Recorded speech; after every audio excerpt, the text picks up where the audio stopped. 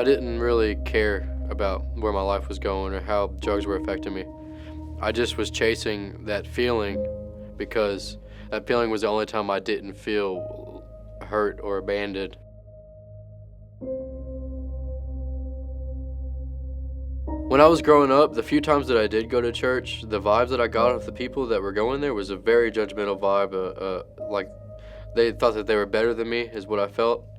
I made those judgments off of those one or two experiences, and I lived the rest of my life like that.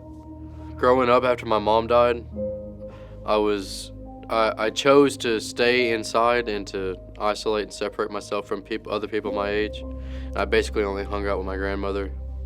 I was a charming kid, you know. My dad would always say, what happened to the Andrew he knew? Because of the isolation and the not living a normal life, I had dark and negative feelings, you know. So I turned to drugs, mainly marijuana and pills, to cover that up and to cover the hurt up that I had from losing my mother. I didn't want to let anybody in because I'd already felt that hurt at such a young age that my brain as a kid started developing walls to self-defense mechanisms to keep people out so that I don't get hurt like that again. And that translated to every social interaction I had. I always viewed myself as less than.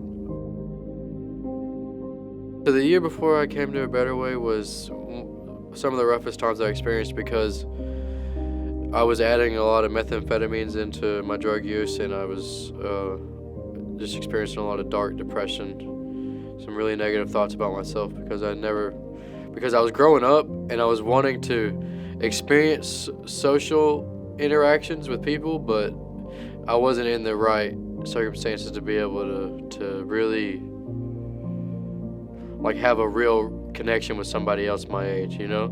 I was doing a lot more meth than usual, and for some reason I was over at a buddy's house, and for some reason he just randomly decided to go to church one morning after we were up all night.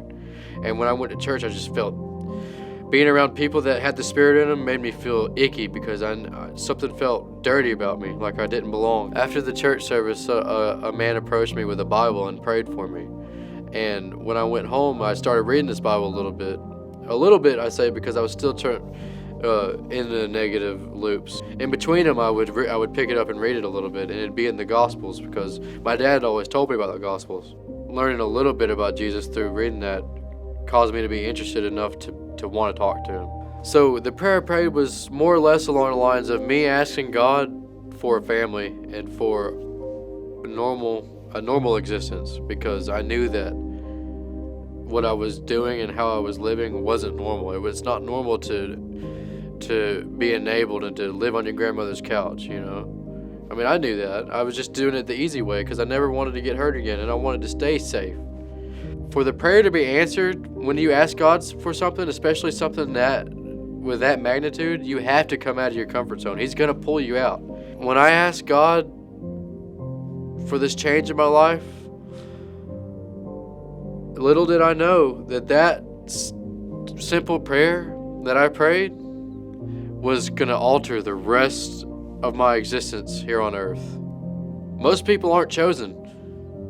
I'm chosen to be set apart from this world, and he knew that, and he was just waiting on me to talk to him. Jacob's my younger brother who came to the program first.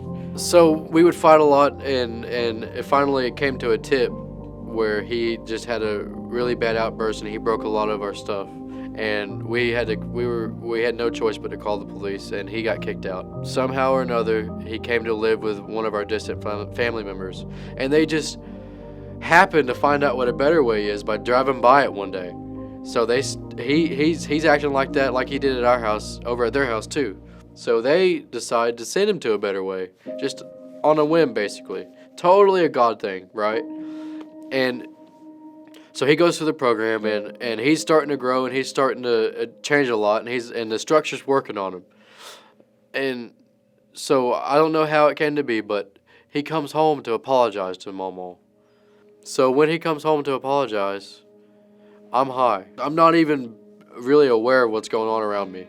I make the off decision to go back to a better way with my brother. It's wild, really. Nobody will really understand just how much God really kidnapped me almost. God kidnapped me out of my home and brought me to a better way, to make me into the man that I had to be to have a family and have a normal life one day. It's really like I teleported into a better way. That's what it felt like. It felt like I was transported instantly because I blacked out and woke up here. So I had such a different perspective on this. I didn't want to be here. I did not want to be here whatsoever when I first got here. Like, the first 6 months was the toughest because I came from not having to do anything, not having to follow any rules, to having to follow all these rules and having to wake up at 4:45. But in that ridiculousness, I was forced to call upon somebody, a higher power, to give me that peace and to give me that strength to get through this program. And that really gave me the foundation for the rest of my life, was being in this ridiculously tough program and being forced to call on something besides drugs. Seeing other people around me find something there at the altar, it made me look and see for myself what it was really all about, you know. This place let me realize that there is a rock and there is something that exists outside of space and time that's never going to change. He's never going to change. He's always going to be that character in my life until I go back home to see him.